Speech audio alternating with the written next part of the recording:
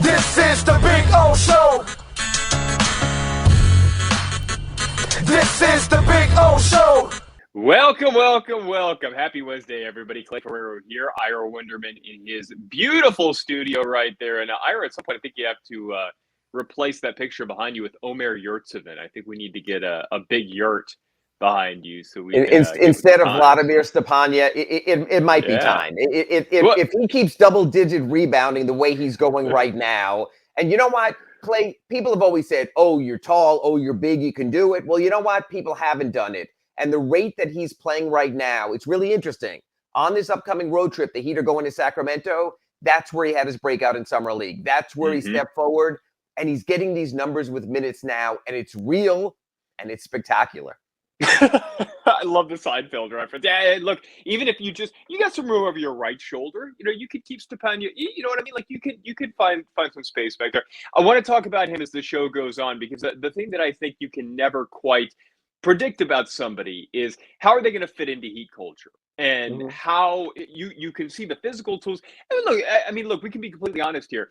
He has slow feet. There's going to be a certain ceiling to what he can do defensively, but there are ways that he can get to that ceiling. And I think the thing that's been not surprising, but I've taken away from the whole Omer Yurtsevin experience more than anything else is who is the one that you see working with him all the time at shoot around? It's Jimmy Butler. Like when you see the videos that are posted, when Jimmy Butler is going to actively take you in.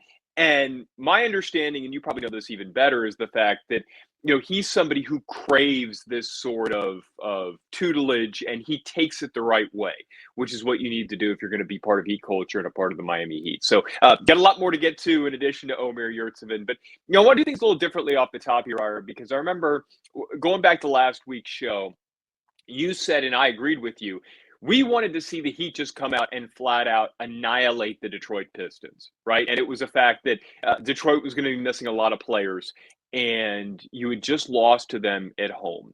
And, I know you experience this stuff in real time on social media, much like I do, where you see fans' reactions and stuff like that. I was surprised that the win was almost treated like a loss in the eyes of fans. And part of that maybe because, people were thinking the same thing you and I did. But the reason why I want to start with this game, Ira, is because I felt like it showed the difference between this year's Heat team and Heat teams of the past, where when things are going wrong for you, and Ira, what I found interesting about that game in particular was that, hey, Detroit's missing a lot of guys, but they're also a terrible three-point shooting team. Right. And so the Heat were clearly game playing to let them shoot, and they couldn't miss. Yes. So everything went against the Heat, and they still found a way to pull that out. So I want to start with that part of it. And what did that show you about this year's Miami Heat team and kind of the resiliency that they may have, despite the fact they themselves were also down, but they were kind of able to overcome that without Jimmy Butler? Yeah, the thing is, it's hard to do games like that when you only have one closer or one finisher. And so we came into even this season, and we were talking about Clay, of course, a big three with Jimmy Butler and Kyle Lowry and Bam Adebayo. Obviously, Bam's been gone now, for a few weeks, so he's out of the picture.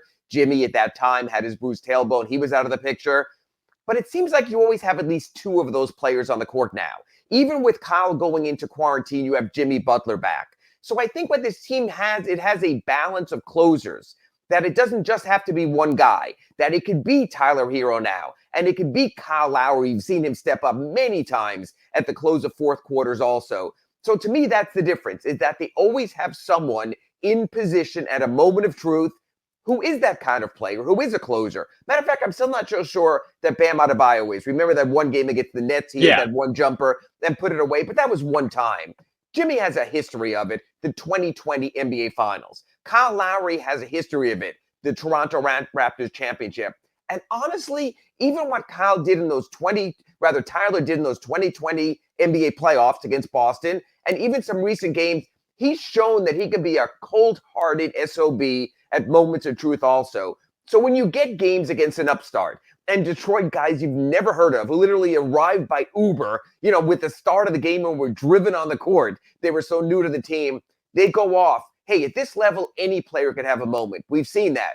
But the Heat find a way to have answers. And I've written this At sunsentinel.com, I write it in my Winderman's View after recent games. To me, what matters most, Clay, is this. You need to bank these wins. Because, and I wrote the other day in my blog, winter is coming. You're going on the road now. 6-game trip, actually 7 because you come back. Then you go out to Atlanta. You're going to get guys in protocols. It started last night. Hey, Max Strus, no, you can't play. It's going to continue on this trip.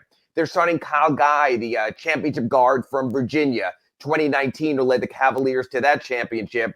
So you can have moving pieces. Just get the W's. There are times in this team's history, Clay, and you've been in the press room with me. I think you've rolled eyes at times also. Yep. When Eric Spoelstra used to say, it's not about the result, it's about the process. That's when the Heat teams were developing. Well, you know what, Clay? This season, with this roster, in these conditions, it is about the result. You bank the wins, so if you have a rough spot tonight, a very tough spot in San Antonio, second night of a back-to-back, not in your hotel room, until 5 a.m. or so. Then on this trip, you're going to have a back-to-back with Golden State on the back end. You're going to play in Phoenix. You have 2 games against Atlanta coming up. Bank your wins so when winter comes, you don't wind up looking from under 500. From that 11-30 start of the season, you have some equity. That's what the start of the season has been about. And guys, please make sure to smash the like button. That does us a really big favor. And also make sure to drop your questions, your comments right here in the chat. So I'm reading them right here. Chase loves your Vladimir Stepandia reference, by the way. Yeah, hey, he's there. He's right over my shoulder. Yeah. Yeah, and some people are asking too about Morris and Marquise Morris, and I'll get your take on that coming up. And you know what? Sure. While we're here, since somebody just asked, do you have any update there? Is there any feeling on when Marquise Morris might be back? Yeah, Marquise Morris. There was a post the other day on Twitter, and he came back and said, "No, I'll be back sooner than that." I think this is the push-pull of a player wanting to come back, of a team wanting him to come back right, and the oddness, Clay, of a team finding enough answers in the interim that they don't need to really force the issue there. As Clay goes dark on me here for a second, and that's fine. Clay, hey, Clay, you're there. So it's like, I figure you're going 0 dark 30 on me for a few minutes. So anyway, about Marquise Morris, for those actually listening on the podcast and not seeing Clay try to get his camera back on right now, I think it's a case they want to make sure that Marquise Morris, when he comes back at 100%. That he comes back as the kind of player they thought he was going to be when he went out after those 10 games. And you know, Clay, the Heat also have changed their approach from how they initially played with Marquise Morris. The Heat team that Marquise Morris left on November 8th when he had his issue with Nikola Jokic is a different style now. They're playing differently. They've become more 3-centric. So I think it's a matter of the Heat trying to find sort of a soft spot to bring him back. You know what? When you're winning, you don't want to tinker too much. It's going to be really interesting January, Clay, because you're going to see Marquise come back. You're going to see Bam Adebayo come back. You're going to see Dwayne Dedmon come back. Might even see the name we mentioned here every week and our eyes open, Victor Oladipo come back. The Heat team you're seeing right now is just collecting wins. The Heat team we're going to see at season end, I think will have a different rotation. We'll have a different look. We'll have a different approach. Get there with enough W's that you're not in the play-in round, that you're at home in the first round, that you don't have a series like you did last season against Milwaukee when you open the playoffs. This is all about building towards something, and I have no idea what the hell they're building toward. Well, and right now, look, and this is, we're kind of jumping around a little bit just because these are the questions that were asked, but I think you're right, and we're not in, the Heat keep things locked up. Right. I mean, they're not going to let any of us know how guys are progressing from, sometimes you'll get, we'll see this with the Warriors with Klay Thompson. Like you get these little reports about he's getting closer. We've targeted December 27th, but, maybe it's going to be January 2nd. Like, we're just kind of like, the Heat do not do that. It's like you've said all the time, you'll show up to shoot around one day and Eric Spoelstra will say, just FYI, guys, Victor Oladipo is available tonight. And yes.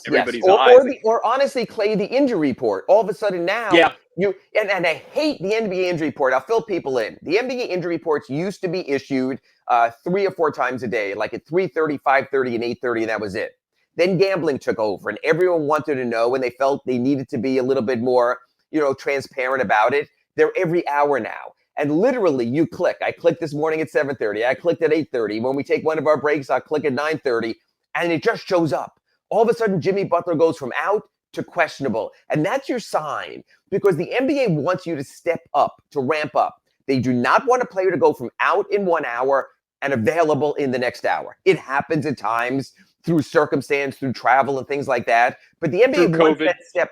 Yeah, because of COVID. Perfect. Like Max Strus doesn't show up. The game starts. He's on the out list and protocols. So I think you really got to look at that injury report also. You'll see that gradual step.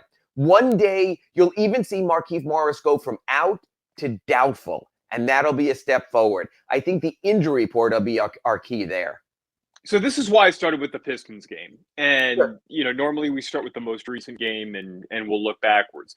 The Wizards game last night was, even though it got a little bit too close for comfort in the fourth quarter, it was almost like they were trying to just, it was like they got the big lead and then it was like, okay, let's see if we can sneak out of here with giving some guys Get a the little hell bit. out. Absolutely. Yeah. They did not want to bring Jimmy Butler back with 5.5 minutes to go on the first night of a back-to-back. They were literally playing possessions there for a while, trying to run all 24 seconds out and trying to do the math. Okay, we're up by this many baskets, even if they're all threes. How many 24-second increments can we run? You see it all the time. You see it in football. You see it in other sports. When you play that prevent, you get yourself in trouble. It happened last night. Yeah, but leading up to that point, they dominated the Wizards like you were hoping to see them dominate the Pistons at the beginning of this homestand. But the bottom line is it's a 4-0 homestand. It's 4 wins that you just banked, to use your words that I really like. And when you're getting towards the end of this season, and we're going to have to navigate a lot more ups and downs. We're going to have to go through a lot of this stuff. So, and I can look at that Pistons game specifically and say, and I said this, and this is why I started with it when I said it the night that it happened. I said, you say what you want. The Heat just won a game, despite the fact that, hey, a depleted team they were playing went out there and went nuts from 3. This was a team who was beating you badly, and a team that's a terrible shooting team, but you found a way to win and bank that win. And at the end of the season, nobody's going to ask you how much you won by. And so you're able to pull off a W in that game. And if you had said, hey, you're going to go 4-0 on this road trip, it may not necessarily be the prettiest 4-0 in the world, but you're going to get 4 wins. You're going to take that every single time. And now you're going to go into this road homestand, and now you're going to go on this road trip. And I think what we're seeing, unfortunately, and we'll see what happens between now and tip-off time, like you said, you're going to be hitting refresh on the injury report every 5 seconds. But it's, since you banked those wins, it's, I don't want to say less vital, but if you go out there and you're depleted tonight, if you're thinking, okay, Jimmy Butler's ankles swelled up a little bit overnight, you're not feeling like it's as urgent to push guys out there for the immediate gratification. You can kind of take the greater good with this stuff and be a little bit more matter of fact, careful. Clay, I'm gonna put you on the spot here. Matter of fact, just to fill people in, Clay and I used to do these shows very scripted. I would send him something around dinner time. I want to talk about this. He would give me some thoughts, and we've had a whole bunch of Heat Tuesday night games. So we're sort of more free form here. Probably make it a better show also. So I'm going to put you on the spot here. I'm going to throw you a name that you might actually give me a blank stare. And I'm not trying to be mean or rude here, but I want to give a perspective. You ready? Kyle Mackey. Does nothing for you, right? Never. He was a Dolphins replacement quarterback under Don Shula when they had replacement players play several games in an NFL season. The Dolphins won some of those games. The NFL went back, had a regular season. By the time the Super Bowl came around, no one remembered the replacement games, the replacement players, the plumbers who were playing at the Orange Bowl in those games. Lifford Hobley actually broke the picket line and played a little also. My point being to what you were telling me, no one's going to remember how you won or who you won with. No one's going to remember that Zylan Cheatham was a thing, or maybe now Kyle Guy was a thing, or that Omar Yurtseven actually played big minutes after Bam Adebayo comes back and plays at 35, and after Dwayne Dedmon comes back and plays at 13, and Omar's almost on the inactive list at the end. So you get these now because, like you said, the Detroit game, the Indiana Pacers game before we went on last week, a team that couldn't have given a rat's ass what's going on. They all just want to get traded. The Orlando Magic, or as you like to call them, the Lakeland Magic, that they beat on Sunday, all their G League players in there. And even last night was fascinating. The Wizards almost didn't have enough players. And Alize Johnson was flown in. He was with the Chicago Bulls. He was cut. And I love the comments. He landed at 4 o'clock. And people were saying, well, if he's taking the Palmetto, he's never going to get here. So, so that's how close it was for Washington. And he played big minutes in that game also. But again, and it's interesting, when we do our Pallet Rack Cities every Wednesday going through the season, I bet you even you and I, when we're talking about the standings in March and April, and we're talking about, hey, we're only a game behind the Bucks, or can't believe the Sixers are that bad, we're not going to remember the hows in December. We're just going to look ahead to the next 4 or 5 games. You've got to win this one. You've got to get by. And Clay sort of to put a ribbon maybe on this segment, because I know we went a little long, the way the Heat have gotten moments out of players you never would have expected they would have gotten moments out of.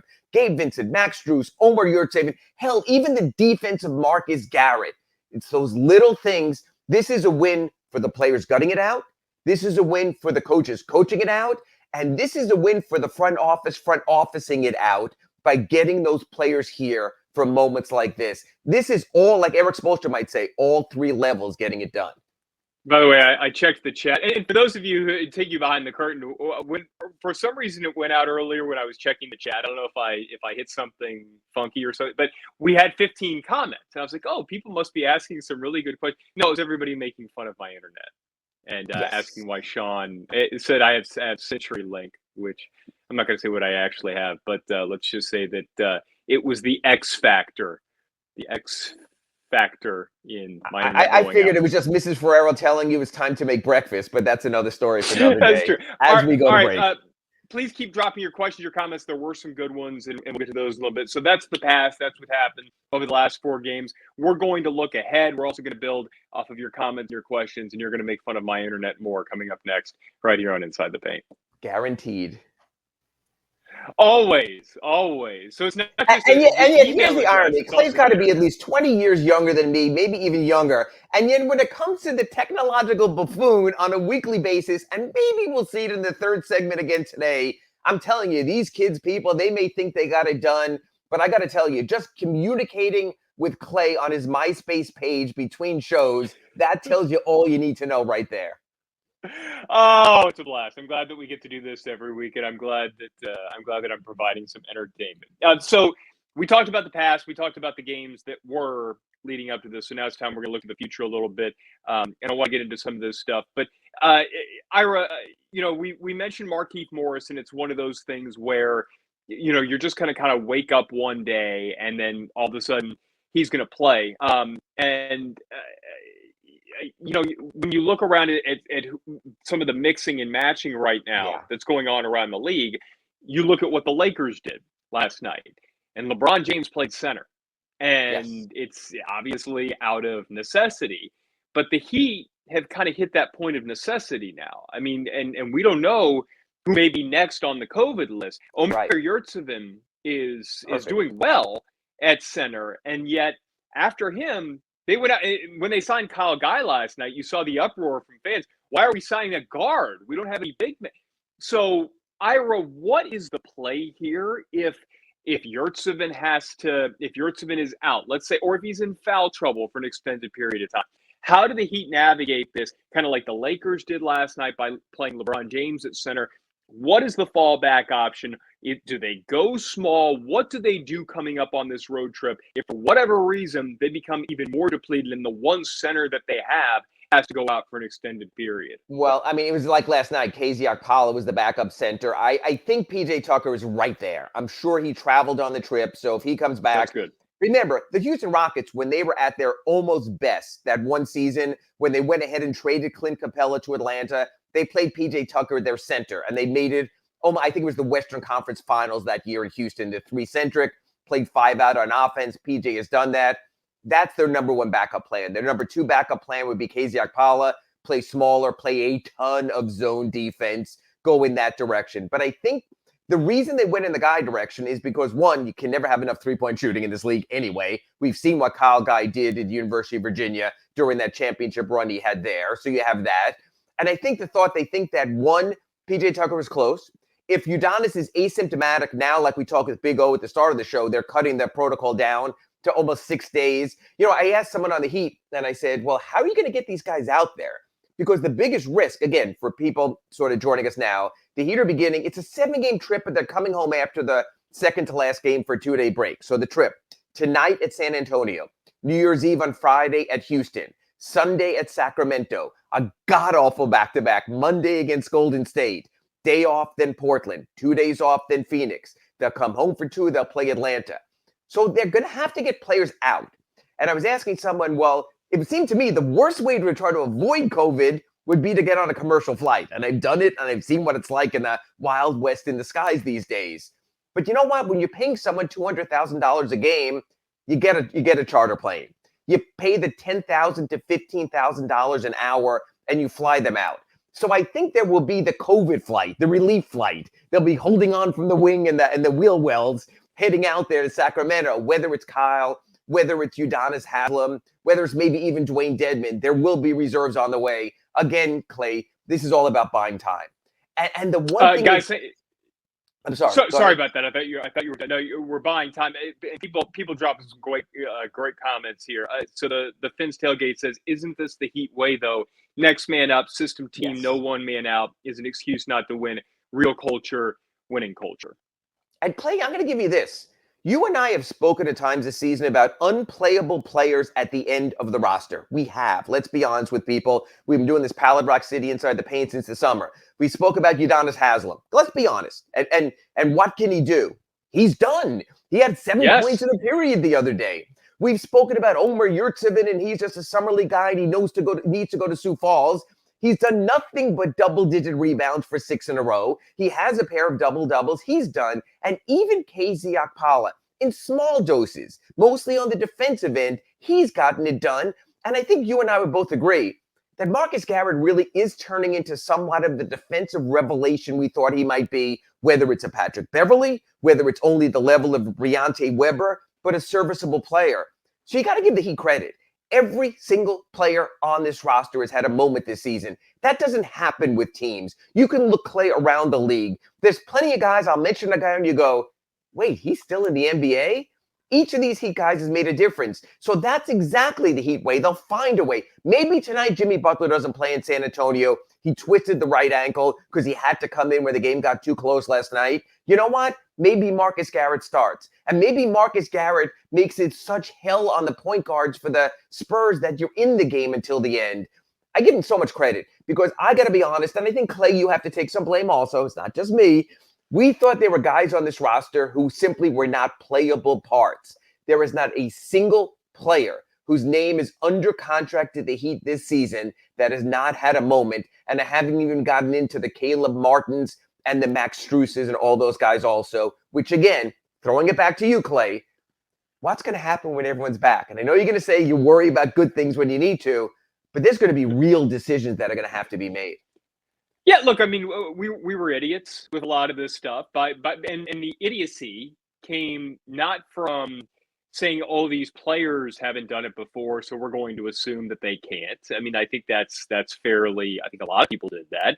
It was in not recognizing what the Heat staff can do with players like this. And not just the coaching once they get there, but also recognizing the traits in the first place. Right. And you mentioned Caleb Martin. It's not just getting the quote unquote unplayable players that we thought. It was getting guys, although I don't know, man. I mean, you may have thought he was unplayable considering Charlotte just let him walk. Right. But he gets there, and it's not just that he's playing, man. He's nasty. I mean, he is an impactful guy when he's on the floor. So it's everybody's level goes up a little bit. It's the guys who you thought were unplayable, well, go up to playable.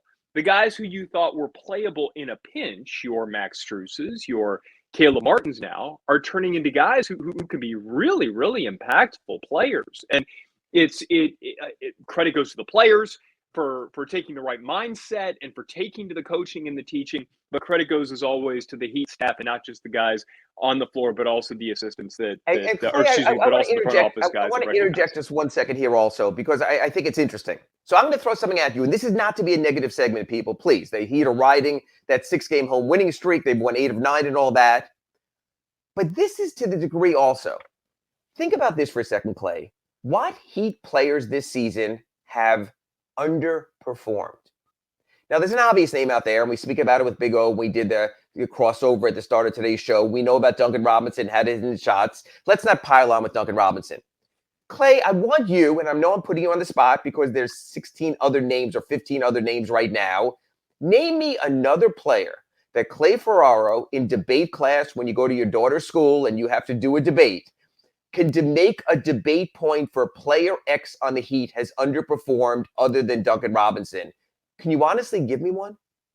No, I can't, and I know where you're going with this. And I think this also gets back to the question that you asked a second ago, which is, then what do you do once everybody is back? The fact that you can look at this roster and these guys who are out there, and yes, I can't pick out a player who's underperformed. Which, to your point, that's the thing. Yeah, and that's they're the thing. overperforming. Yes, and that's the thing. So then you have part B, which is why I asked that. Are Heat players, you know why we always talk about regressing to the mean, okay? Are there certain Heat players who are overperforming? And while you should appreciate what they've done, you also realize their career arc is different. That's the difference. In other words, will Gabe Vincent settle back down a little bit? Will Max Strus get back to his college numbers? Will Caleb Martin be the two-way player he was when he was in the G League with the Greensboro Swarm? I'm not so sure I could say that about any of them. I made that Seinfeld joke about they're real and they're spectacular. I'll let people Google that or whatever. But the thing is, I think this is all legit. I think each step forward is not going to be followed by a regression. I think this is who Max Strus is. I think this is who Gabe Vincent is. I think this is who Caleb Martin is. That's sort of remarkable. This is rocking my world right now that Ira is the optimist on this show. I was not at all expecting this. How can you not be with this roster and with what they've done and with the players who've achieved? But let me throw, seriously, Clay, let me throw that back at you.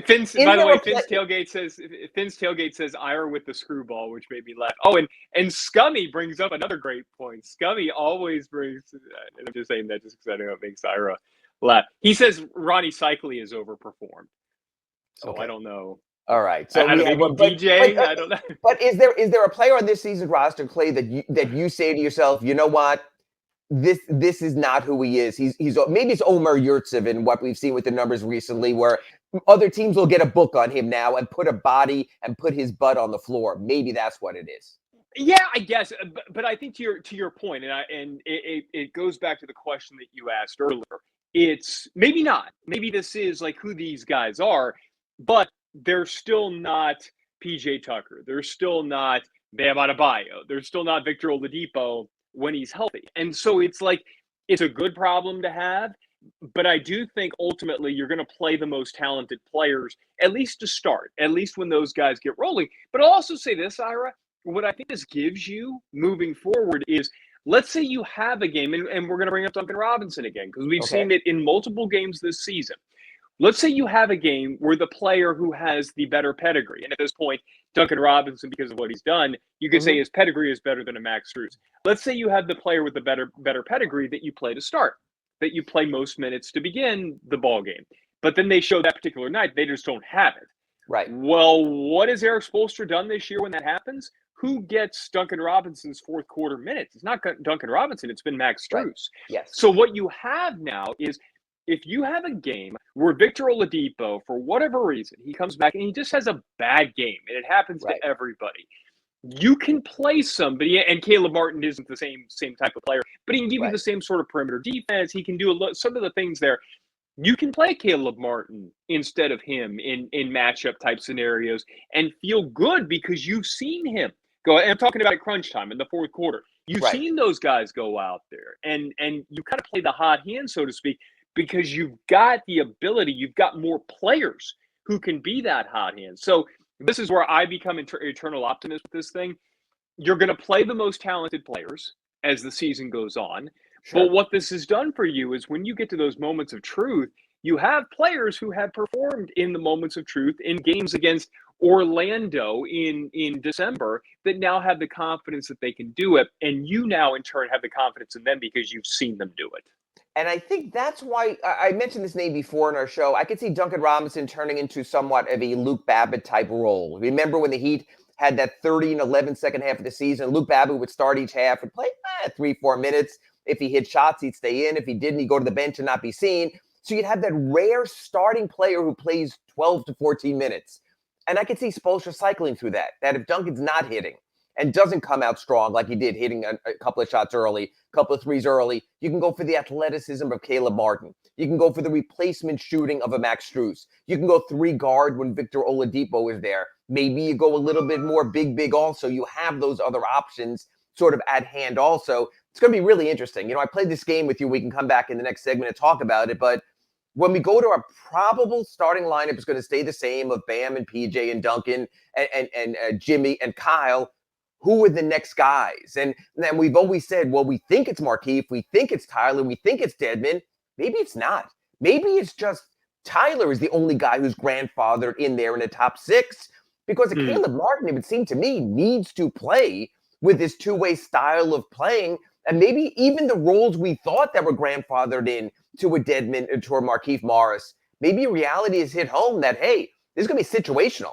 There might be a series against the Bucks, bigger team to use this. There might be a series against a more athletic opponent where you go smaller and you play different against the perimeter-oriented Brooklyn Nets. It very much could be that you have almost different alignments based on opponents, and no one prepares better for a playoff series. Last season's series against the Bucks notwithstanding, than when Eric Spoelstra has days to really game plan for something specific. Well, it's such a great point. And that Bucks series, it was one where there was nothing you could do to combat their size. And they were absolutely annihilating it. And so with this Heat team, you're going to look to potentially, if you were to play Milwaukee again, you brought in a Markieff Morris, you brought in a PJ Tucker. Hey, Dwayne Dedmon, man, by the way, I'm so thankful that knee injury, we're just bad. 1 to 2 weeks. Yeah. Oof, man, and I felt bad because he's been such a blast to watch. You don't play favorites when you cover team, but he's a joy to watch. Yes, because he's like he is the embodiment of Heat culture in that. Yes, he's somebody who, like, the attitude, just everything about, and he's fun, and he hits the threes, and then he's dialing long distance on the way. He's blue collar, yeah. Yeah, I was happy to say it was kind of a gut punch when you saw him go down. Yeah, it was the rare good 2-week injury. I agree. And Clay, you know the one thing, when you hear the player give the audible grunt that in a large arena with thousands of fans, you still hear it. That's when you sort of hold your breath. That's when you go, because these guys know. These guys feel their body. He's had an injury history. Now look, they say it's 1 to 2 weeks, but we've seen 1 to 2 weeks become 2 to 4 weeks. There goes glass half empty Ira again. But you also have to be careful on the other side. But see, I don't think 2 to 4 weeks is glass half empty. I think it's being smart. Like if you think there's any chance that there's a re-injury there, right? Dwayne Dedmon, I think, has kind of changed his role on this team from, he's a guy who can get you through the minutes without Bam. He can get you through games when guys are down, to a guy who I think you're legitimately going to need come playoff time if you end up going up against a bigger team like in Milwaukee. But to your greater point, we'll get more into this after the break, but it is going to be matchup based. And when you have these players who you didn't necessarily think would be able to contribute, who now you're seeing they can contribute, it just gives you more tools in the toolbox. It gives you the ability. Now, we know when they go up against Brooklyn, you can throw out a lineup right now that's going to be a defensive tough defensive team 5 with defenders. Victor Oladipo, Jimmy Butler, Kyle Lowry, PJ Tucker, and Bam. But now you have the ability to mix and match some of those guys in different potential matches. And if they play the Bucks this time, we know that Omar Yurtseven is going to F up Giannis. So that's taken care of. And Brook Lopez at the same time. If he comes back, exactly. It's going to be, aggregate that. All right, coming up, we're going to look ahead. We've done a lot of looking back. We're going to look ahead to the West Coast trip that is on the horizon and just see how the Heat can navigate this. And we'll get to more of your questions and your comments. That's right here on Inside the Paint. Welcome back. Final segment of the show here. Please smash that like button for us. And by the way, the numbers of downloads have been absolutely crazy, and we thank you for that. I know Big O thanks you guys for that, but smash that like button. Make sure to drop your questions, your comments right here in the chat. Feel free to make fun of me, because that seems to be the thing that we do on this show, and I am completely fine with that. But like the Fins Tailgate just said, there's going to be real depth on this roster come playoff time. Look out, East champs coming through. Which, look, as we kind of made this distinction before the season started, was, look, the Heat may be challengers, but are they contenders? Right. And I think what we've seen, Ira, when this team is healthy, I think it's fair to say that you can put them up there on the contender list, at least when you're talking about a greater absolutely, Clay. I have absolutely come around on this team. There's one style against the uber athletic run and gun team, or athletic team, even like Cleveland, they struggle against. But for all the talk of 7 seconds or less in Phoenix and styles of other teams, that has not been a winning playoff style. Maybe it changes in today's NBA that a team plays that way and can have deep playoff success. The Rockets, we mentioned with PJ Tucker at center, thought they could, but they couldn't, and there were injuries there. But if traditional playoff basketball is going to win in the postseason in 2022, the Heat are absolutely equipped. They have enough scoring, they have enough defense, they have enough passing. They have enough to get through a series with depth if there is an injury. Look, if it's like 2020, when Goran Dragic and Bam Adebayo went out in the finals, you hit a wall. You can't replace your elites. But otherwise, if Jimmy Butler has an off night, Tyler Hero is there now to take care of that.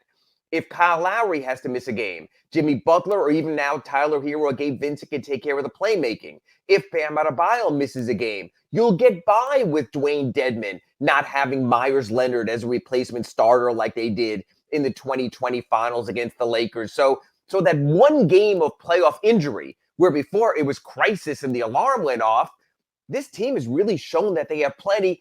And I still think, because he's Pat Riley and because there's Andy Ellisberg and Adam Simon, that February 10th trading deadline, you know the one thing, Clay, when this team smells blood, they go all in. We haven't mentioned it today in the show about luxury tax and salary cap and other concerns, but if on February 10th they are close, if they say, you know what, guys, we can play with Brooklyn, we can play with Milwaukee. I think just like last year delivered Victor Oladipo, didn't work out, but they tried. 2 years ago delivered Jay Crowder and Andre Iguodala. I think February 10th, the night the Heat play a game against the New Orleans Pelicans in New Orleans, and the NBA trading deadline could be fascinating. Because the one thing Mickey Arison has told us from the get-go, if we are a contender, we're going all in. Yeah, and look, he said that. And for all the people who say, well, Mickey Arison is cheap, he's not going to go into the luxury. This would be his chance to say, look, guys, I seize the moment. Yes, right, exactly. The moment. I'm going to throw you a curveball real quickly before we get into this, because you mentioned a few names there, and or as I think it was Finn's Tailgate said, you threw a screwball. Somebody said that Ira threw a screwball. Who is the Heat's most irreplaceable player? And I'm going to give you mine. I'm going to give you mine while we're thinking. I think it's Kyle Lowry, and for this reason.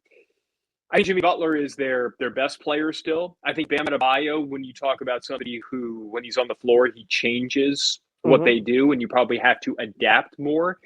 Kyle Lowry is the one player, Ira, and we've seen it maybe a dozen times this year. He can shoot 2 for 9 and still positively impact the game in a major way. There have been a few times, and I'm sure you've done the same thing, where you'll come away from a game and you're looking at the box score and you're thinking, man, I really felt Kyle Lowry's impact on that ball game. Let's see what he finished with. Oh my God, he was 3 for 11. Yeah. And I think he's the one guy that consistently every single night, he can change who you are simply by being on the floor and being who he is. His attitude, his crazy Kyle stuff, that doesn't go away when he has an off night. If anything, it's worse. His going and pumping up Duncan Robinson when he's having a terrible shooting night, that doesn't change when he himself is having a bad shooting night. Kyle Lowry is Kyle Lowry, regardless of what his numbers are. And to me, having that steadying force, and I know that sounds a little odd, but that consistent force, despite the fact that he could have an off shooting night or turn over the ball a few times, to me, that makes him the most irreplaceable guy on this team once you get to the playoffs.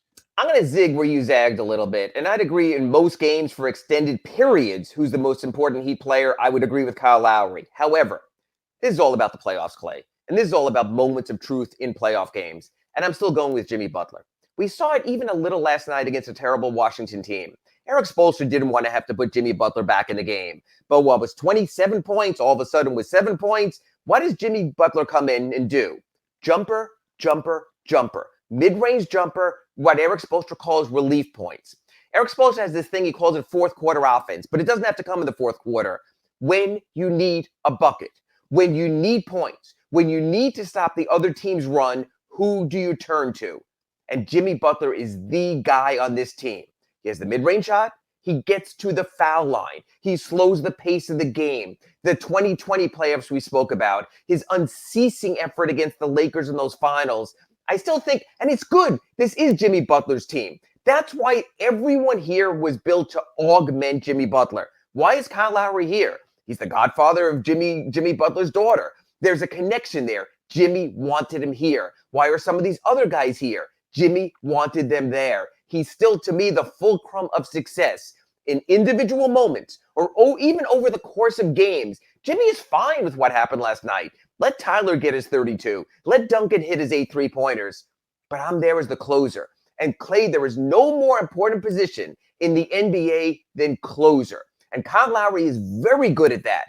But Jimmy Butler is great at that. So I think Jimmy Butler is the most indispensable player. Can they have playoff success without Jimmy Butler? Sure. Can they have ultimate success without Jimmy Butler? No freaking way. This is interesting. This goes back to your question earlier about a player who's underperformed. And Jay says that before the injury, he thought Bam underperformed. Yeah, we forget a little bit, and it's interesting. I said today we're going to go glass half full. The Heat are going out on the road. We're going to have some positivity here, and I definitely danced around that a little. Bam was not the best of Bam. I don't think he underperformed. I think he performed as a very good player. But unlike, I'd say this, the debate we were having when we raised that was who's overachieved. And we feel Max Strus is overachieved. Gabe Vincent is overachieved. Caleb Martin is overachieved. Omer Yurtseven is overachieved. PJ Tucker, I think, is overachieved from what we expected. Bam has not overachieved. Bam has been Bamish, and that's good. But when you're a 23-year-old player, I need to see that growth curve go up. You can't stop now. If this is all that Bam Adebayo is, which is not bad by any means, it's also not good enough for that contract or for the expectation. So I agree. And Clay, I think what's going to be fascinating is this. This style has changed since Bam went out. They shoot more 3-pointers at times. They play 5 men out more on offense. They defend. Sometimes they play in drop coverage with Dedmon and with Yurtseven. The defense is different. How much do the Heat bend back to what makes Bam special? How much does Bam have to bend back to what the Heat have done? I think of all the readjustments coming back off of injury, whether it's Kyle coming off of COVID, whether it was Caleb Martin coming back, whether it was Jimmy coming back from the tailbone, Tyler coming back from the quad. I think the toughest adjustment, that's a very good point your questioner makes there, I think is going to be for Bam. He's going to have to give a little bit also, and I think Eric Spoelstra is going to require that. This is what I would say. Bam will never make excuses. I'm going to make one for him. The Bam Adebayo that we saw for the first couple of weeks of the season did not underperform. Bam Adebayo was an absolute monster. He was everything you were looking for. He did it, and it was immediate. That Milwaukee game, he was attacking to open it. Like, you saw the Bam Adebayo, everything that we had heard about. I do think that playing in the Olympics, which is a fantastic experience, and you never turn that down. I think there was a toll that was taken on his body. And then when he banged knees, and I forget who he banged knees with on the West Coast trip, that knee was a real issue. And you said this, Ira, and I'm glad that you said this because you were the only person who I had heard mention this, that he was having to go out there with Malik Allen before every game, and even on practice days, go through his warm up, his workout, and then the trainers would have to measure the swelling around the knee just to determine if he was going to play. And this is not a pain tolerance issue. This is he could not move issue if the knee was mobility. So what I'm going to say, Jay, and this is not disagreeing with you, Jay, because I do think that if you look strictly at the play, yes, I would say that he underperformed compared to the Bam Adebayo that we saw the first couple of weeks of the season and the Bam Adebayo that you want to see.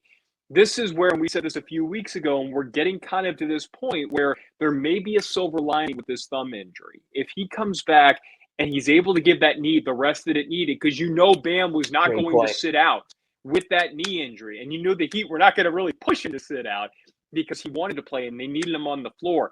There is a point where the tendonitis in that knee could be close to fully healed. And we could see the Bam of the first couple of weeks. So, Jay, I'm not disagreeing with you on the performance. That's a great reason for it. That's a great point. And Clay, as a matter of fact, I addressed something similar on my Ask Ira at sunsentinel.com today. And I said, might this not have in an obtuse way been a blessing for Kyle Lowry to take some time off? Yes. When Jimmy was out, Kyle was playing way too many minutes for a 35-year-old point guard. So now, as long as there's not a physical impediment here, we don't know if he's symptomatic or not. But if he's not experiencing symptoms and he simply is stepping away from the game, you know what? Kyle needed some time off. Kyle was pushing it, was burning it at both ends, was closing games big time in the fourth quarter, but he's also 35. Can make that argument for PJ Tucker at 36, that maybe a week off every now and then wouldn't have been the worst thing either. So again, this is not how you want to handle it. You'd prefer to do it yourself. You much would have preferred to have Kyle Lowry and Jimmy Butler available for this back-to-back. Maybe you would have played one of them last night in the game at the arena and then played one of them tonight against the Spurs. You don't have that choice right now because of COVID, because of injuries, and because of protocols. But some of this time off, you're absolutely right, Clay, is beneficial because if you really have visions of playing into April and into May and maybe into June, you've got to realize this is a 30-something roster. You can't keep pushing until there's nothing left at the end. So maybe there is some ancillary benefit from some of this time missed while you're still winning games. To that point, let's do what we said before the break, which is look ahead at the upcoming schedule. I mean, tonight's a tough one. I mean, you're going back to back. We don't know how. Yeah, and this is in addition to we don't know. COVID is already in the building clearly, and you're seeing guys go down. Jimmy Butler's ankle got tweaked towards the end of last night's game. It's going to depend on the swelling, whether or not he played. So, I mean, you could end up missing guys who played last night and still have to go play a San Antonio team that's not bad. And it's had moments lately, yeah. Yeah. Even with DeJounte Murray out.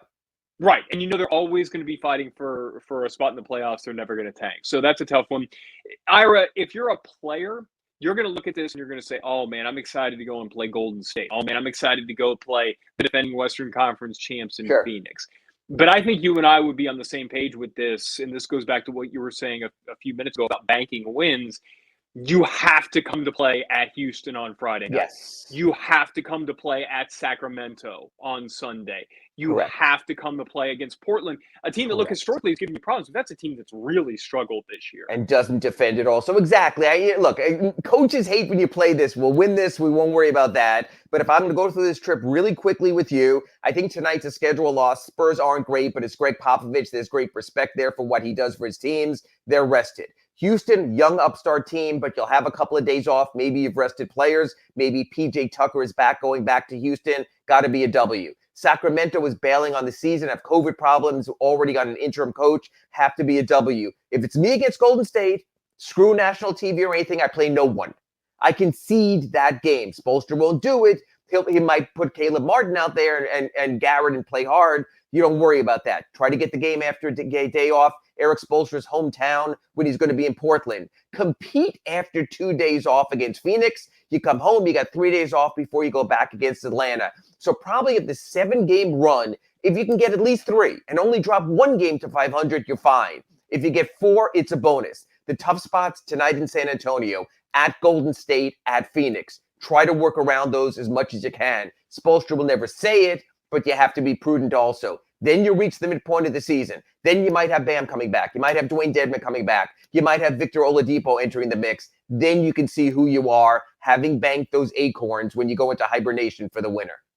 And I thought it was interesting. I'm glad you brought this up a few minutes ago. The fact that they're going to come home before that game. And I'm looking at the schedule here, which is why I keep looking off the screen. They're going to go home after that Phoenix game and take a couple of days because you've got 4 days. You play at Phoenix on the 8th of January, then you go to so it's like after that Phoenix game, that's kind of when maybe you can hit reset on this season a little bit. And maybe Bam steps in and maybe Dedmon steps in. So do you fly guys out there with, we always talk about when you have injuries and things swell up on flights, or do you just wait till you come back from Phoenix? So I think they're going to be shorthanded throughout this trip, and then they'll make their statement. But man, there's been so many road games at the start of the season. That second half of the schedule is going to be fantastic. And I will see Clay Ferraro at all those shoot-arounds with all those home games. Looking forward to it. And so, bottom line, if you can get 3, three of these next 6, I would consider that a huge win. And then you go to Atlanta after you kind of reset the season. All right, this has been fun as always, guys. You guys have made this show great. Please, once again, smash the like button. Keep downloading. It's doing us a big favor. And this has been a blast. We're going to see you next week right here, same time, same place on Inside the Paint.